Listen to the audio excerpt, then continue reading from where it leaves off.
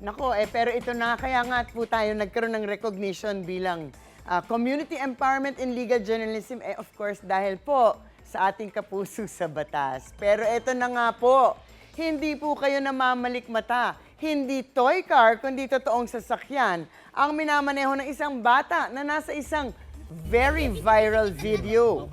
O, tingnan mo naman yan. Sa video na naka-upload sa Facebook page ng Department of Transportation, isang bata ang makikitang nagkokontrol ng manibela ng sasakyan habang nakakandong sa lalaking driver. Maririnig sa background ang pagbibigay ng instructions ng driver at ng kasamang pasahero.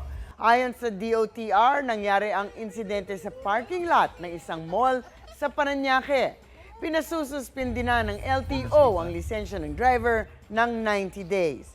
Pag-usapan natin ang insidente niyan. Ask me, ask Attorney Gabby.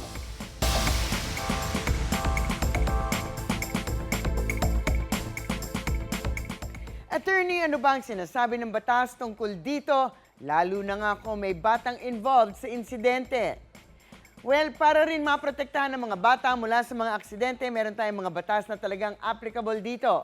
Of course, unang-una, actually yung nangyari dito, parang pinapayagan ninyong magmaneho talaga ang isang bata.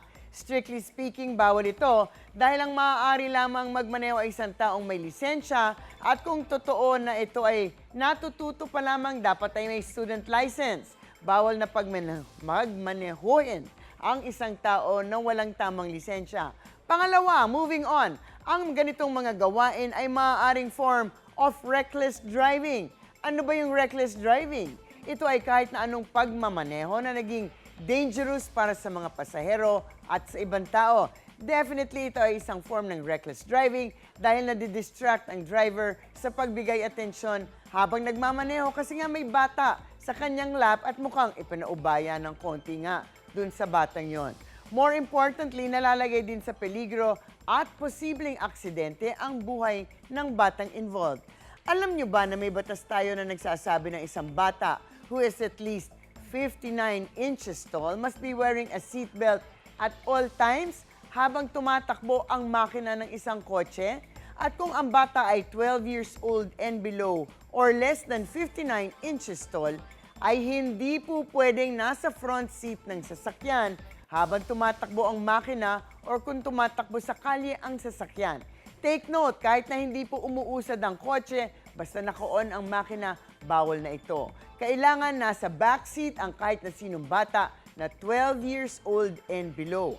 At kung nasa harap, mas bawal ang pinaghahawak ng manibela. Hindi natin alam kung anong mangyayari kung biglang may sumalpok sa kotse. Tatama ang batang yan sa manibela or even worse, baka tumama sa windshield o lumusit ito. Depende sa lakas ng pagkasalpok. Even worse, baka ma-distract ang driver at hindi mahalata na nakabig na pala ng bata ang manibela at sila ang makakatama ng ibang sasakyan or ng ibang tao na tumatawid or malapit sa sasakyan. Ito ay ayon dahil sa Republic Act 11229 at sa ilalim ng batas na ito ang paglagay ng isang bata sa harap or sa front seat ng kotse o kung hindi ito naka-seatbelt, may katapat na multa na 1,000 pesos sa unang offense, 2,000 sa second offense, 5,000 pesos at nako, suspension na ng driver's license for a period of 1 year for third and succeeding offenses.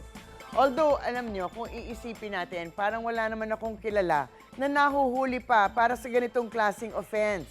Baka nalilimutan ng mga kapulisan natin. Pero tandaan po natin, hindi sapat para sabihin na, naku, wala namang mangyayari. Simple naman, parang nagkukunwari lamang na nagdadrive, pinapalaki pa ang issue. Hindi po natin alam kung paano at kailan mangyayari ang isang aksidente. Kaya't mas mabuti na maging safe rather than sorry. Tandaan natin, lahat ng pagsisisi nasa huli. Ang mga usaping batas, bibigyan po nating linaw para sa kapayapaan ng pag-iisip. Huwag magdalawang isip. Ask me. Ask Attorney Gabby. Ikaw, hindi ka pa nakasubscribe sa GMA Public Affairs YouTube channel? Bakit? Mag-subscribe ka na, dali na, para laging una ka sa mga latest kwento at balita. I-follow mo na rin ang official social media pages ng Unang Hirit. Salamat, Kapuso.